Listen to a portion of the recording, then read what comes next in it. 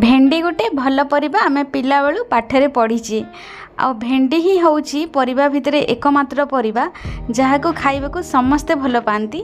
आ मु जेतिकी देखिची घरे जदि भेंडी रोसई हेतिबो ताहेले पिला माने छोट पिला माने मध्य खाइला बेलू दुष्टामी बेसी करंतिनी। नमस्कार, मु प्रिंसी आपनकू प्रिंसेस हांडीशाला को स्वागत करची। आज मु आपण मानक सहित भेंडी रे गोटे चटपटा भजार रेसिपी शेयर करबी। आ वीडियो रो स्टार्टिंग रो आपण माने भी देखिथिबे ता सहित गोटे मसला मध्य साइड रे अछि।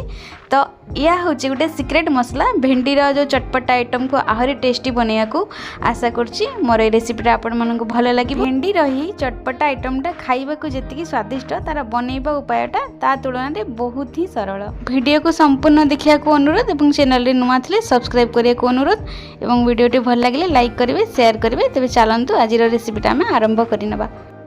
एही रेसिपी पई मु 500 ग्राम भेंडी नेइथिली। भेंडी को आगे मु परिष्कार पानी रे भल भाबरे धोईकी तार पानी सुखी देथिली। भेंडीटा पूरा सुखी गला परे भल भाबरे मु ताको काटी की रखी देइची। आपण भी जेते बेले एही रेसिपी बनेबे भेंडी को भल भाबरे तार पानी सुखेबे तापरे ही काटिबे।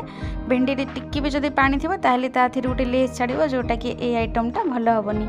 गैस ऑन करके कड़ाईटा बसई देथिली। कड़ाईटा पूरा भल भाबरे तातिला परे मु एठी रिफाइन तेल पकेची। आपण माने जदि चाहिबे सोरिष तेल मध्ये नै पारिबे एवं तेलटा पूरा भल भाबरे गरम हे गला परे मु एठी किछि जीरा और सोरिष फुटण पकेची। आपण माने पंच फुटण मध्ये नै पारिबे। फुटणटा फुटिबार साउंड आसिला परे मु एठी किछि कटा कंचा लंका पकेबी एवं कंचा लंका को हाफ मिनिट पर्यंत भाजिला परे मु एठी किछि कटा रसुण पकेबी। आ कंचा रसुणटा आपण जतेले भेंडी भजा रे देकी बनेइबे ए भजाटा बहुत ही स्वादिष्ट होता है, विश्वास करंतु। आपण तो खाली एमती साधा भजा बहुत थर खाइथिबे भेंडीर थरे आपण एमती रसुण कटाटा पकेला भजा खांतु देखिबे निहाती पसंद आसीबो। तार स्मेल मध्य बहुत बढ़िया आसे। तापरे मु एठी गोटे बड़ साइज रो पियाज को छोट छोट करी काटिकी पकेची एवं आकु मु एही भली भाबरे पूरा हल्का ब्राउन हैला पर्यंत भाजी नेबी एवं एमती ब्राउन हैला परे मु एठी गोटे बड़ टमाटो काटिकी पकेची। प्याज टमाटो को किछि समय भाजिला परे मु एठी छोट गोटे स्पून रे 2 चम्मच हल्दी हमर स्वाद अनुसार किछि लूण पकेकी आकु मु टिके 2 ରୁ 3 मिनिट पर्यंत आहुरी भल भाबरे भाजी नेबी।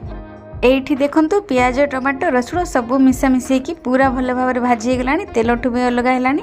वर्तमान हम जो भेंडी को काटी के रखिथिले ताकू पकेइबा एवं भल भाबरे मिसेई देकी ताकू टमाटो प्याज सहित भल भाव मिसई देला परे मीडियम फ्लेम रे आमे आको ढांकी की छाड़ी देबा भाजीबा पई। आ लो फ्लेम रे जमा भी भाजीबेनी। भेंडी को जेतिकी सुखे की भाजिले मध्य ताथिरु जहा हेले भी टिके पानी बाहरिबो। तो आपण मीडियम फ्लेम रे आको भल भाव गोले की ढांकी की भाजीबा पई छाड़ी देबे। 8 ରୁ 10 मिनिट पर मु कभरटा उठे की देखिथिली। देखंतु भेंडी रु पानी बाहरिची मीडियम फ्लेम रे मध्य आ पानी बाहर की से टिके लेस छाड़ीची। तो एबे आमे आको ढांकीबानी एमिति मीडियम फ्लेम रे ही बिना ढांकी की आमे आको किछि समय फ्राए करिवा 5 मिनिट पर्यंत। देखंतु मु कोनोसी भी मसला गुंड व्यवहार करने इवेन मु लंका गुंड मध्ये पकेनी, किंतु आपण वीडियो को संपूर्ण देखंतु जानि परिबे बिना कोनोसी मसला गुंड रे मध्ये भेंडी केते चटपटा हबो। आ खाइला परे आपण ए कथा भी जानि परिबे कि बहुत स्वादिष्ट मध्ये बनिबो। तो एबे आमे आको 5 मिनिट पर्यंत बिना ढांकी की फ्राए हेबा पई छाडी देबा। देखंतु भेंडीटा पूरा भलो भाबरे भाजी कि ड्राई हे गलानी। आपण जदि चाहिए ए स्टेज रे गैस रो फ्लेम को ऑफ करके आपण गरम गरम रोटी किंबा पखाଳ किंबा भात रे मध्य सर्व करि परिबे। किंतु भेंडी भजा को आहरी टिके टेस्टी बनिया पे मु एठी उटे सीक्रेट मसला व्यवहार करची। आ देखुथिबे आपण ए मसलाटा अल्प टिके हाफ स्पून खंडे मु नेइची। एटा होची मैगी मसला। आ भेंडी भजाटा पूरा हेई आसला बेलको जदि अल्प टिके खाली मैगी मसला आपण पके देकी ताकू टिके आहरी लो फ्लेम रे 1 ରୁ 2 मिनिट पर्यंत भाजीबे एवं तापरे खाइबे। भेंडी भजार टेस्ट आहरी भलो होइते।